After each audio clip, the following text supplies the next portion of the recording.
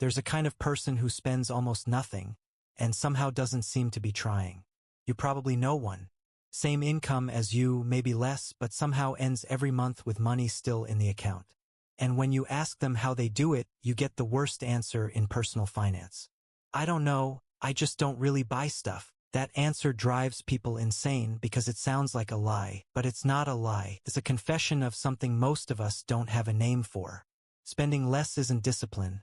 It's the absence of 3 psychological triggers most people don't realize they have. Today we're going to name those triggers and show why willpower is the worst tool for the job. Then we'll walk through 4 mechanisms that do the work without you noticing. For 40 years, behavioral economists have been studying a very specific question.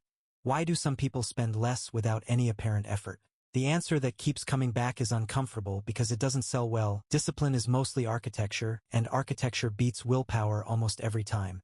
Thaler, Sunstein, Akerlof, Lowenstein, different fields, different decades, same finding. The people who spend less aren't winning a fight. They're not in the fight in the first place.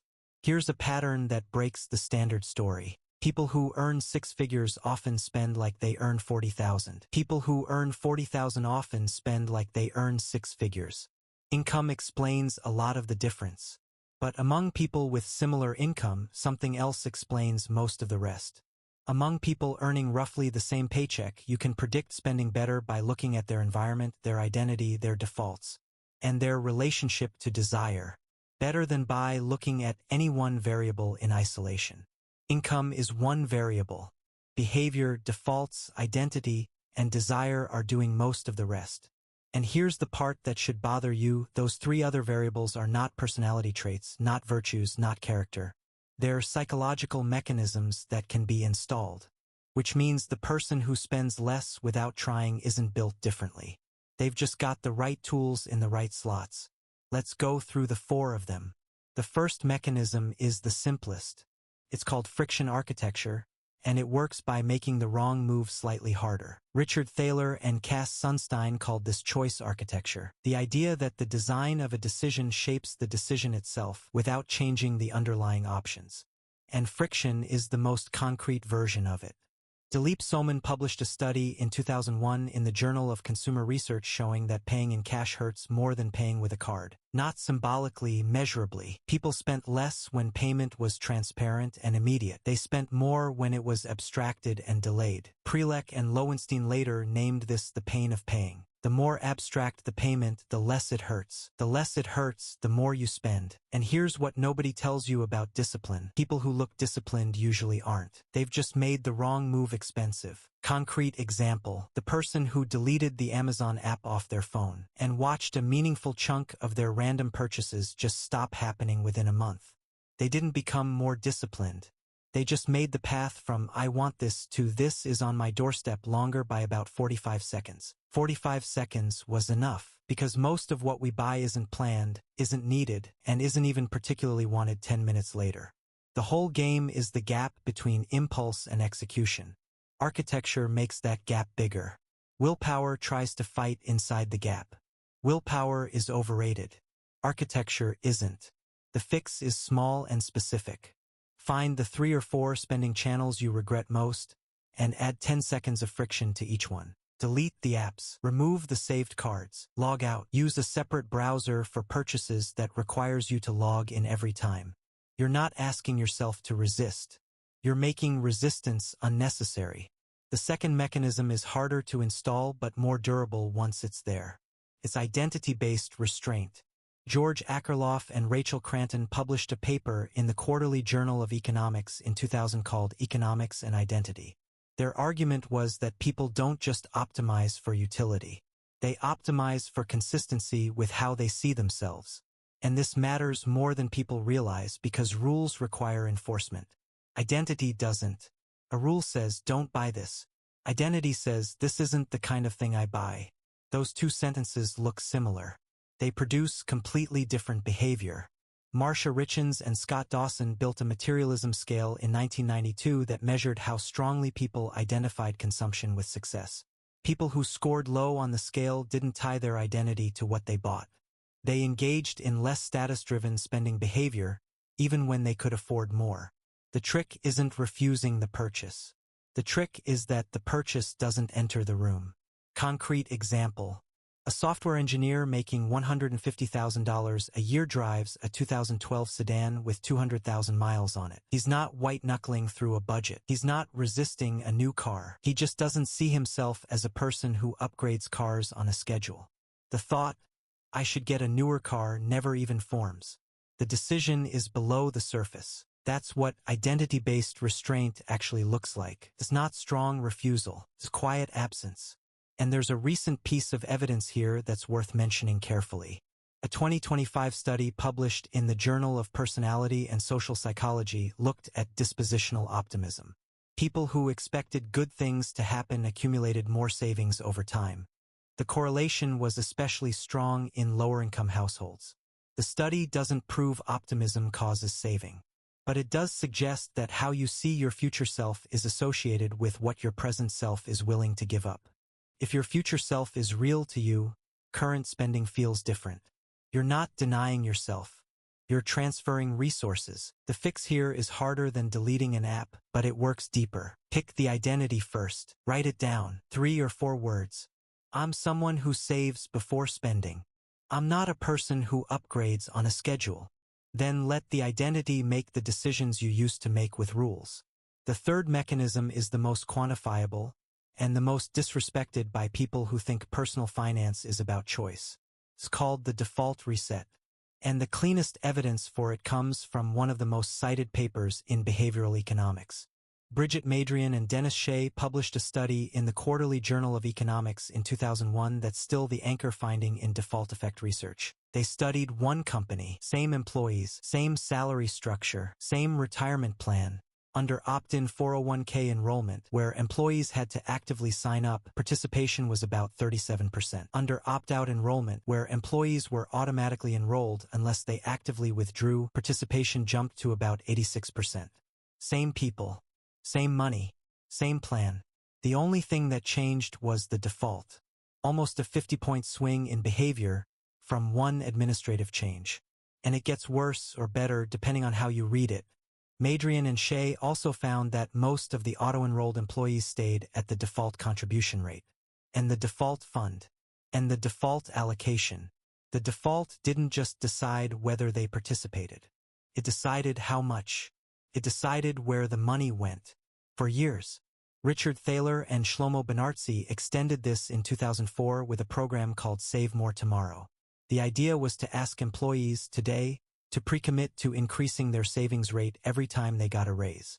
Average savings rates roughly doubled over the course of the program. Same people, same paychecks. The only thing that changed was where the increase went by default. This is the part where personal finance gurus get uncomfortable. Because if defaults do most of the work, what exactly are they selling you? Concrete example. 2 employees join the same company on the same day. Same salary. Both get the same 401k plan. One gets auto-enrolled at 6%. Never changes it. Never thinks about it. With employer match and decades of compounding, that default builds into substantial retirement savings. The other had opt-in enrollment. Meant to sign up. Forgot. Got busy. 20 years later has nothing. You don't need to decide to save. You need to remove the decision. The fix is mechanical. Automate the transfer. Direct deposit splits. Auto-invest. Auto-escalate the contribution every year by 1%. You're not budgeting. You're rewriting the baseline so that doing nothing produces the result you want. That's the difference between I'll try to save this month and the money is already gone before I see it. One requires effort every month. The other requires effort one time. So far we've covered architecture, identity, and defaults, 3 external mechanisms. The fourth is internal, and it might be the most counterintuitive of all. It's called desire decoupling. George Lowenstein published a paper in 1996 called Out of Control: Visceral Influences on Behavior. The argument was that people in what he called a hot state, craving, excitement, arousal, urgency, they systematically misjudge what they'll want when they cool down. And the same person, 24 hours later, looks at that same item and thinks, why did I want this? This is the hot-cold empathy gap, and it's not a moral failure. It's just how brains work under load. Now here's where most advice goes wrong. The standard recommendation is to stop wanting the thing. Suppress the desire. Daniel Wegner published research in 1994 in Psychological Review showing that suppression backfires. Try not to think about a white bear and you'll think about it more. Suppression doesn't decouple desire from action. It just makes the desire louder.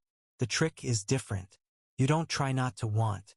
You put time between wanting and doing. Concrete example. The person who keeps a running list on their phone of things they want to buy. Every item goes on the list with a date. The rule is simple. Nothing on the list gets bought until it's been there for 30 days. What happens when they go back and review the list? Most of the items have lost their pull. They look at item after item and feel nothing. Notice what this isn't. It isn't stopping yourself from wanting things. That never works. It's putting space between wanting and clicking. Peter Gallwitzer studied this in 1999 under the name implementation intentions. If-then plans that decide in advance what you'll do when a desire shows up. If I want to buy something over $50, then I'll put it on the list and wait 30 days. The decision is made once ahead of time when you're cool. The hot version of you doesn't have to fight anything. The plan does the fighting. The fix here costs nothing. Open a note. Title it something simple. Anything you want to buy that isn't groceries or rent or bills goes on it with the date. Review it once a month. Most of what was on it won't matter anymore. The few that still pull at you, those are the ones worth buying. You've decoupled the wanting from the buying. The wanting is still allowed. The buying just has a waiting room. There's a counterargument here that needs to be addressed directly, because skipping it would be dishonest. Everything we just covered assumes the person has something to architect, something to default, something to decouple. It assumes there's slack. For someone living on income that doesn't cover essentials, friction architecture doesn't help. They're not spending on impulse, they're spending on survival. Default resets only work if there's a default to reset.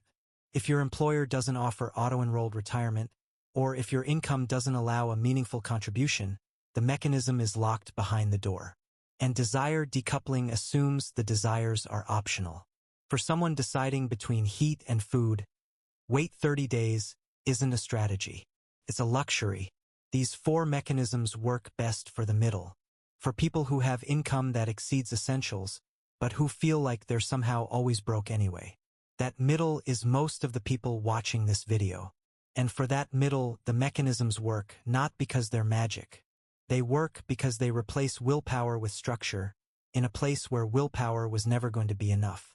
For everyone else, the conversation is different, and it's a conversation about wages, policy, and access, not about psychology. If you've got slack and you want to use it, here are the 4 moves, one for each mechanism. Friction architecture. Pick the 3 spending channels you regret most. Delete the apps. Log out of the websites. Remove the saved cards. Add 10 to 30 seconds of friction to each. You won't miss most of what you used to buy. The data on your own credit card statement will prove it within a month. Identity-based restraint. Pick one identity phrase, 3 or 4 words.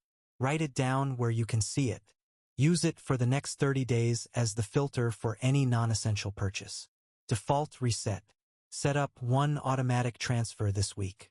Any amount, from checking to savings or to a brokerage account or to an extra 401k contribution. Time it the day after payday. The point isn't the amount. The point is that the decision is made once in advance and then never again. Desire decoupling. Open a note. Call it whatever you want. Anything you want to buy that isn't a necessity goes on it with a date. Wait 30 days. Then decide.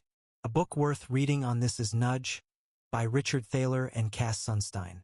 It's the original work behind most of what we covered today: choice architecture, defaults, friction. There's a link in the description, and this video uses affiliate links. Come back to the person we started with. The one who doesn't seem to be trying. They didn't get there by winning a discipline contest. They got there by removing the contest. Friction, identity, defaults, decoupling, for mechanisms. None of them require you to want it more than the person next to you. All of them work whether you're motivated that week or not. That's the part that matters. Motivation is a wave. Comes and goes. The people who spend less without trying aren't surfing the wave better than you are. They've just built something that works when the wave isn't there. And that's what spending less without trying actually means. Not that they don't want things. Not that they're better than you. Not that they're winning. Just that they've stopped fighting a fight they were never going to win and started building something that wins for them while they sleep. Discipline is what you do when architecture fails. Architecture is what you build so you don't need discipline. Build the architecture. Let it do the work.